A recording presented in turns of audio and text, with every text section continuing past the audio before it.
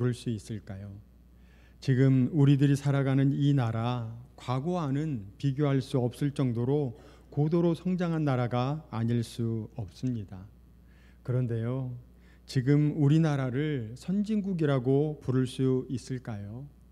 개발도상국은 아니지만 명백히 선진국이라고 확정지어 말할 수는 없는 것 같습니다.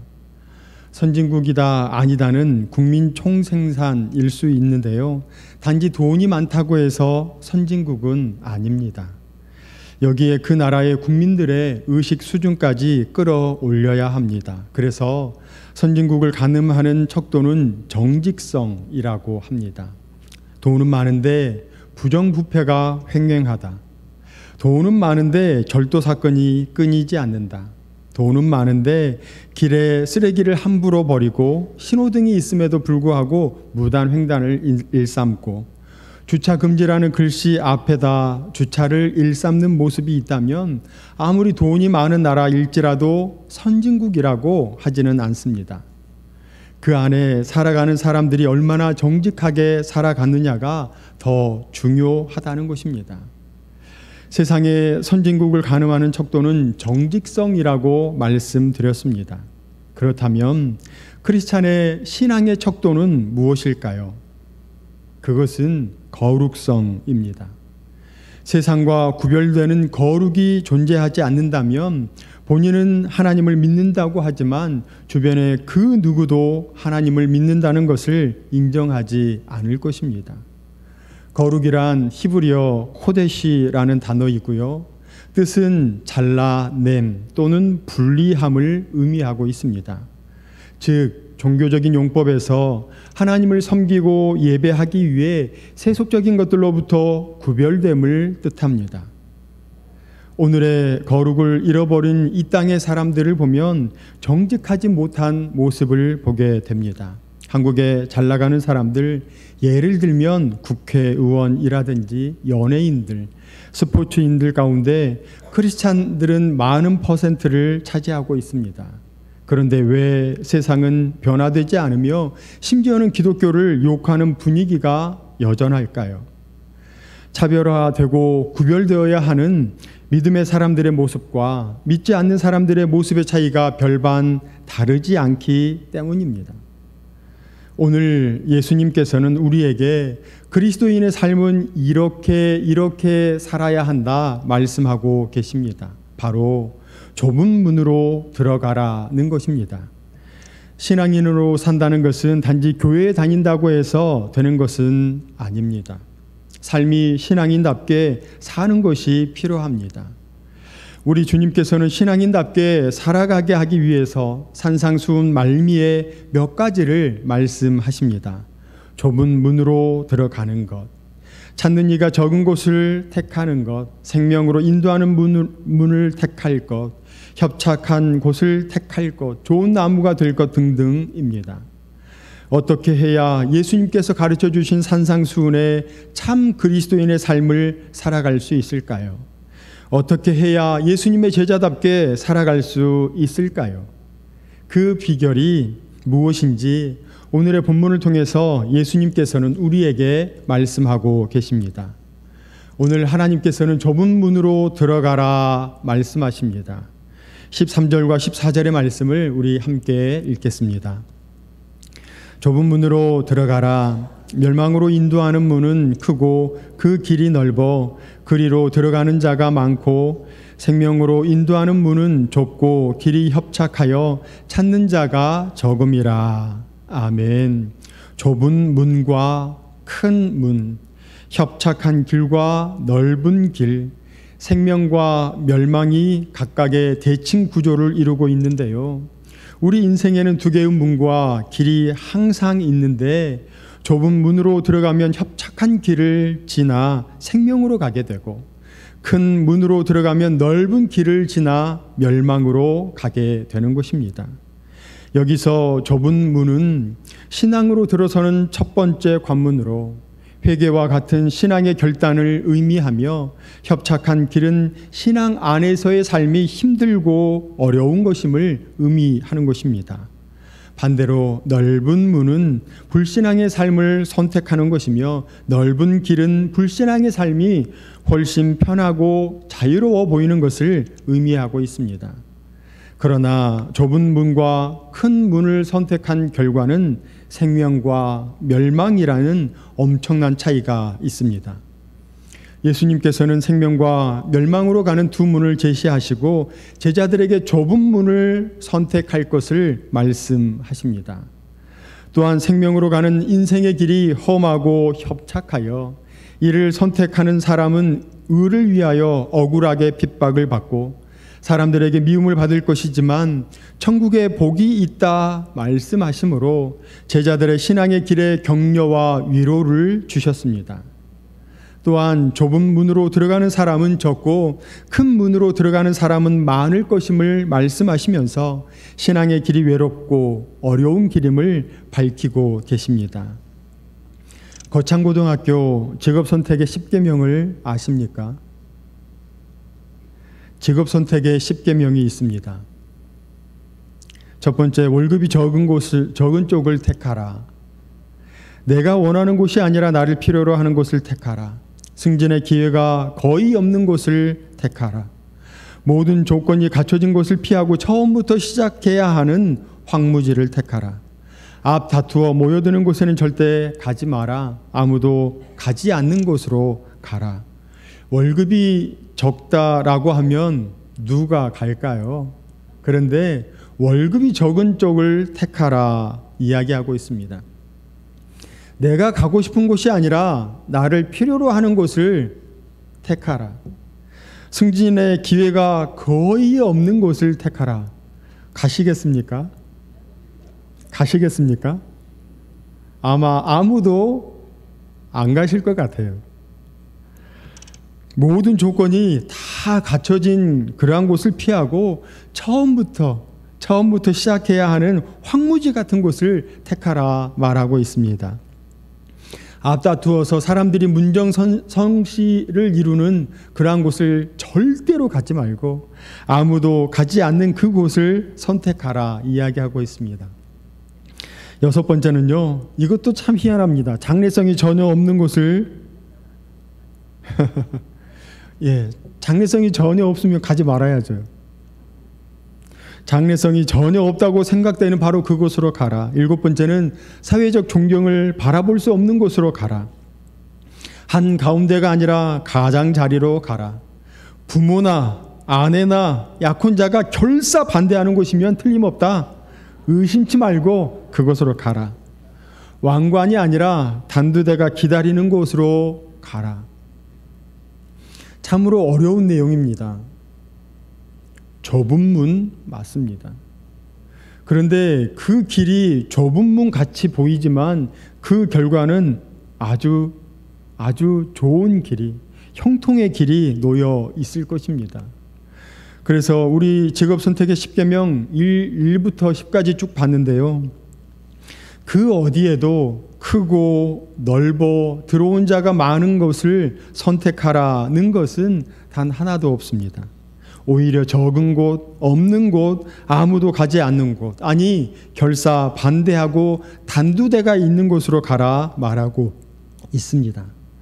직업선택의 10계명을 만든 취지는 내 욕심대로 복받고 천국 가는 것이 아니라 사랑받기보다는 사랑하고 헌신하고 섬기며 십자가를 지는 것이 기독교 신앙이라는 거창고등학교의 3대 교장 전영창 선생님의 가르침이었습니다.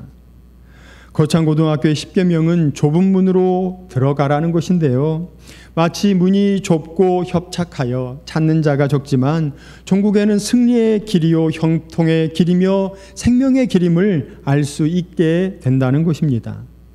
그래서 사도 바울은 무릇 그리스도 예수 안에서 경건하게 살고자 하는 자는 핍박을 받으리라 는 말씀으로 신앙의 길이 좁고 어려운 것임을 증거하고 있습니다. 그러나 예수님께서는 내가 세상 끝날까지 너희와 항상 함께 있으리라는 약속을 주심으로 좁은 길을 걷고 있는 이들에게 영적인 승리를 약속하셨습니다. 우리는 좁은 문이 아닌 몸이 조금 편한 것을 택합니다. 우리는 좁은 문이 아닌 빨리 가는 것을 택합니다. 우리는 좁은 문보다는 쉬운 것을 택합니다. 충분히 그럴 수 있습니다. 그러나 오늘 예수님께서는 분명하게 말씀하십니다. 좁은 문으로 들어가라. 그 이유는 크고 그 길이 넓어 그리로 들어가는 자가 많다. 크고 넓고 들어가는 자가 많은 그 문은 멸망으로 인도하는 문이기에 그렇다 말씀하고 있습니다. 우리 좁은 문으로 들어가시는 우리 모두가 되시기를 간절히 소망합니다. 오늘을 살아가면서 그래서 이런 결심을 하였습니다. 결코 쉬운 길을 택하지 말아야지. 어렵지만 조금 힘들지만 제대로 가야지 하는 생각을 하였습니다. 지금 우리 안에 쉬운 길이 있으십니까? 포기하시기 바랍니다. 우리 안에 대충의 생각으로 믿음의 모습을 흉내내고 있지는 않으십니까? 하나님만을 의지하시고 힘들고 어려울 때 오직 주님만을 붙잡으시는 은혜가 우리 모두에게 있으시기를 간절히 소망합니다. 미국인 청년 윌리엄 톰슨은 음악의 아버지 바흐가 활동했던 독일 라이프치히에서 작곡을 공부하였습니다. 독일 유학을 마치고 돌아온 28세의 톰슨은 야심차게 준비한 작품 4개의 곡을 가지고 출판사를 찾아갔습니다. 히트작이 틀림없다고 생각한 그는 출판사 사장에게 첫 작품이니 단돈 $100만 받겠다고 허세를 잔뜩 부렸습니다. 그런데 출판사는 많이 줘야 $25밖에 줄 수 없다고 딱 잘라서 말했습니다. 이에 실망한 톰슨은 자기 곡을 직접 출판하기로 마음먹었습니다. 톰슨이 직접 작업한 작품은 출판되자마자 불티나게 팔렸습니다. 특히 해변에서 조개 줍기라는 작품은 그를 순식간에 유명인사로 만들었습니다. 바닷가에서 조개를 줍는 아름다운 장면을 노래한 낭만적인 곡이 사람들의 감성을 자극한 것이었습니다. 이 곡으로 톰슨은 단숨에 큰 돈을 벌었고 인기도 얻었습니다. 윌리엄 톰슨의 유행가는 언제나 대중의 관심을 사로잡았습니다. 그런데 그의 마음 한 구석에는 항상 커다란 아쉬움이 남아 있었습니다. 자신이 독일에서 공부할 때 가졌던 꿈이 자꾸 생각났기 때문입니다. 음악의 아버지로 불리는 바흐처럼 톰슨에게도 오직 하나님의 영광을 위해 살고 싶은 소망이 있었습니다. 아쉬움을 간직한 채 살아가던 어느 날 톰슨은 세계적인 복음 전도자 무디를 만날 기회가 있었습니다. 그 만남에서 무디는 톰슨에게 중요한 말을 남깁니다. 당신의 노래는 정말 아름답습니다. 그런데 이제부터 사람들의 마음을 축복하는 살아있는 노래, 그리고 사람들을 주님께로 인도하는 노래를 만들어 보십시오. 이 한마디가 톰슨의 삶을 완전히 뒤집어 놓았습니다. 톰슨은 그때부터 허무한 세상의 낭만을 미워하는 노래 대신에 영원하신 하나님을 찬양하는 노래를 쓰기 시작했습니다. 이미 만들어 놓은 히트곡들의 인기도 하나님을 향한 그의 열정을 빼앗지는 못했습니다. 하나님 중심의 삶을 살면서 그는 이렇게 말했습니다. 나는 집에 있든지 호텔에 있든지 가게에 있든지 여행 중일 때라도 시상이나 악상이 떠오르면 놓치지 않고 곡을 씁니다. 톰슨은 때를 가리지 않고 하나님께서 주신 재능을 사용하였습니다. 57세가 되던 1904년 톰슨은 찬송가 책 출판을 앞두고 지나온 삶의 간증을 글로 쓰기 시작했습니다. 그는 자신에게 물었습니다. 예수님은 누구신가? 분명한 답은 예수님은 세상의 전부라는 것이었습니다. 그는 이렇게 고백했습니다. 예수님은 저의 가장 친한 친구입니다. 예수님은 저의 모든 것입니다. 예수님이 없다면 저는 금방 쓰러지고 말 것입니다. 예수님은 영원한 생명을 우리에게 주셨고 세상이 줄 수도 빼앗을 수도 없는 기쁨을 주셨습니다. 톰슨이 쓴 삶의 간증은 찬송가 93장 예수는 나의 힘이요 라는 찬송이 되었습니다. 예수는 나의 힘이요 내 생명 되시니 구주 예수 떠나 살면 죄 중에 빠지리. 눈물이 앞을 가리고 내 마음에 근심 쌓일 때 위로하고 힘 주실 이 주 예수. 이 찬송은 한편의 설교였습니다. 우리의 힘 되신 예수님은 우리의 모든 것이라는 메시지를 내포하고 있습니다. 첫 번째, 예수님은 우리의 생명이십니다. 영적인 피조물은 영적으로 살아야 합니다. 예수님이 우리의 죄값을 치러 주셨기 때문에 우리는 영생의 은혜를 얻었습니다. 구원받은 우리가 주님을 떠나면 죄 가운데 헤매다 쓰러질 것입니다. 걱정과 근심이 많아 눈물이 앞을 가려도 우리를 위로하실 수 있는 분은 생명을 주신 예수님 뿐이십니다. 2절인데요. 두 번째, 예수님은 우리의 친구이십니다.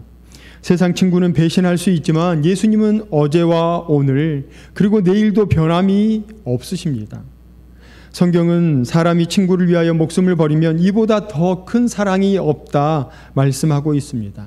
예수님은 우리를 위해 목숨을 내어주신 최고의 친구이십니다. 햇빛과 비를 주시고 일용할 양식을 공급해 주십니다. 복의 근원이시기 때문입니다. 세 번째는 3절인데요. 예수님은 우리의 기쁨이십니다. 시편 기자는 기쁨은 오직 주님에게서 찾아라. 주님께서 내 마음의 소원을 들어주신다 말합니다. 하나님 한 분만으로 만족하라는 뜻인데요. 우리가 어두운 골짜기를 지날지라도 주님은 밤낮을 가리지 않고 우리를 보살펴 주십니다. 그러므로 밤이나 낮이나 그분을 따라가야 우리는 기쁨을 누리게 됩니다. 주님만이 진정한 행복을 채워주시는 줄로 믿습니다. 네 번째는 4절인데요. 예수님은 우리의 소망이십니다. 하나님이 세상을 이처럼 사랑하사 독생자를 주셨으니 이는 그를 믿는 자마다 멸망하지 않고 영생을 얻게 하려 하심이라. 는 바로 이 말씀은 희망의 메시지입니다. 우리는 천국의 소망을 두고 살아가는 천국 시민입니다. 우리의 희망은 땅에 있지 않습니다. 우리는 하늘의 것을 바라는 천국 소망을 가진 하나님 나라의 백성인 줄로 믿습니다. 우리 인생은 쉬운 것을 좋아합니다. 몸이 편한 것을 좋아합니다. 그러나 믿음의 영역인 신앙 안에서는 쉬운 것이 우리를 나태하게 만듭니다.